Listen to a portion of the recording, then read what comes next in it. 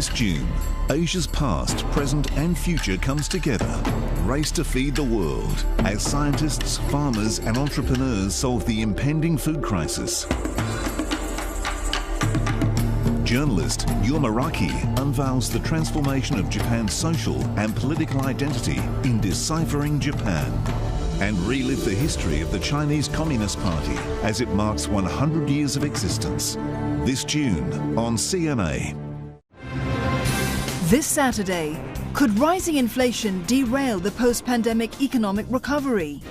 Those parts of the market that are more overvalued could easily get hit. Relooking China's growth model as its population ages. Chinese babies are not growing into industrial workers in the future. Plus, how to be a part of the blockchain boom. Saturday on CNA.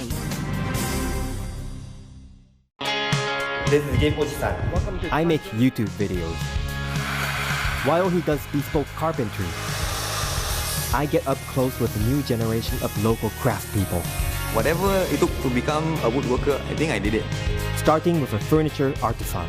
If you are a CEO, the desk represents you. Will I keep on my fingers? Handmade Tales, a brand new series, Sunday on CNA.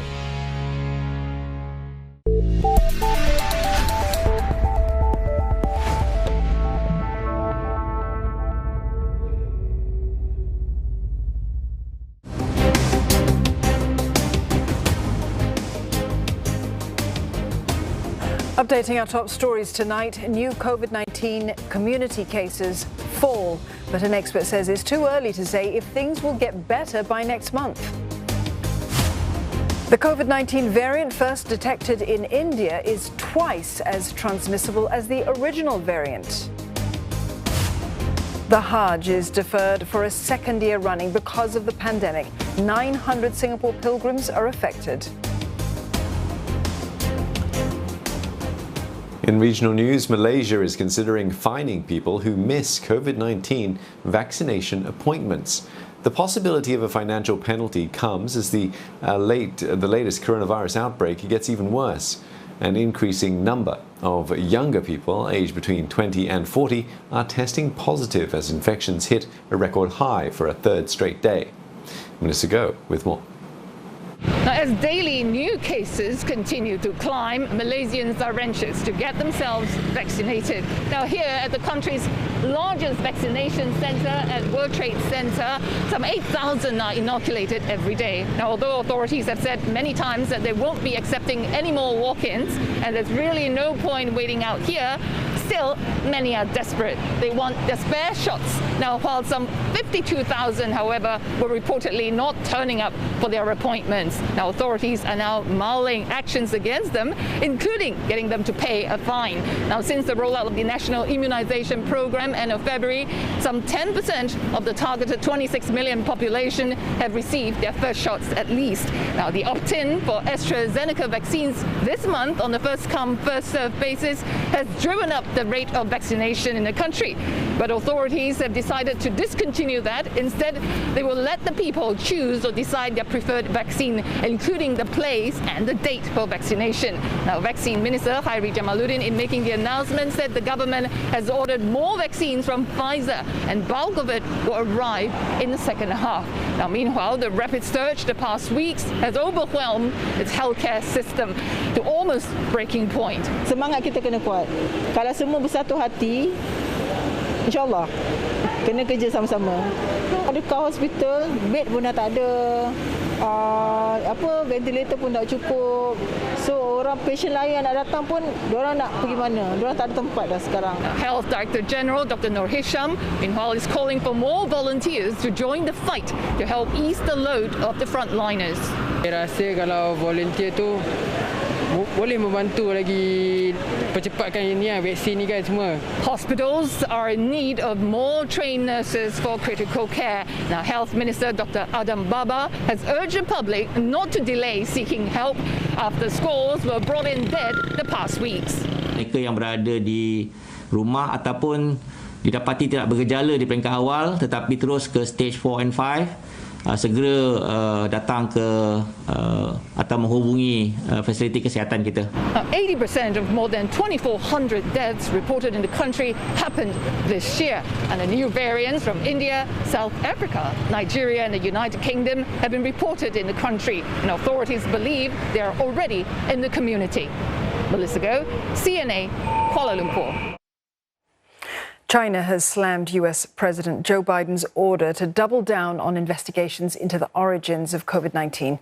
Beijing has accused Washington of politicizing the pandemic.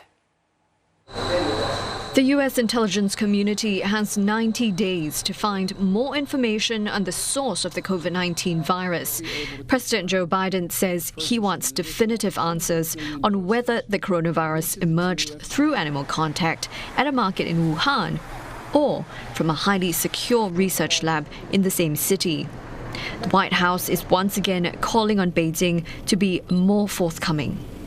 It is our position that we need to get to the bottom of this, and we need a completely transparent process from China. We need the WHO to assist in that matter. We don't feel like we have that now. The lab leak theory had already been dismissed by a World Health Organization mission to China. After visiting the Wuhan Institute of Virology, the mission concluded a virus leak was extremely unlikely, but did not rule it out. Still, speculation has resurfaced in recent days. The Wall Street Journal has reported that 3 researchers from the lab became sick in November 2019. That's a month before China first alerted the WHO to a mysterious pneumonia outbreak. Beijing has repeatedly denied accusations of a cover-up. It's hit out at what it calls the dark history of the US intelligence community and accused Washington of peddling conspiracies. 美国一些人全然无视事实和科学，全然不顾自身溯源的诸多疑点和抗疫失利的惨痛事实，反复鼓噪要对中国进行再调查。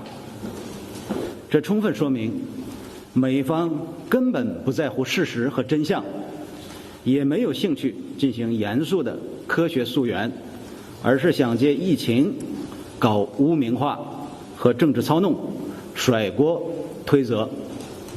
The other hypothesis is that the virus emerged from bats and then passed to humans, likely via an intermediary species. But scientists have still not found a virus in bats or another animal that matches the genetic signature of COVID-19. Frog skin and fish scales can soon be used to repair human bones.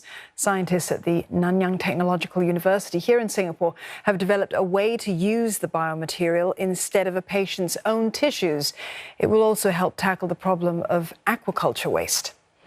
For the first time, the team has managed to use discarded bullfrog skin and fish scales to create the biomaterial. It acts as a scaffold for cells to multiply so new bones can be formed. Patients with jaw defects from trauma or cancer surgery may be able to use this recovery method in a clinical setting in about 5 years from now. It could also be used for bone growth during dental implants. The normal way of getting the sources, the collagen sources, and our in-house development method, we can actually save up to 40% of the time to get the same exact materials. So it's more than 40% of the shortening of the time frame to get our final product compared to the traditional methods. And for a closer look, we're joined by lead of the study, Assistant Professor Dalton Tay from the NTU School of Materials Science and Engineering. Thanks for joining us this evening. Firstly, have to ask, why did you choose bullfrog skin and fish scales in particular? And help us understand in simple terms what properties they have that suitably make them suitable for tissue repair. Right.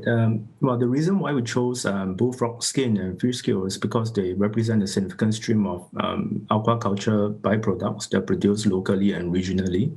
And in Singapore alone, the combined annual consumption of frog flesh and fish is estimated to be around 100 million kg, of which only about 30 to 50% of the seafood will be consumed. Majority of the waste are actually incinerated, which is economically unwise and environmentally unsound, because in reality, a lot of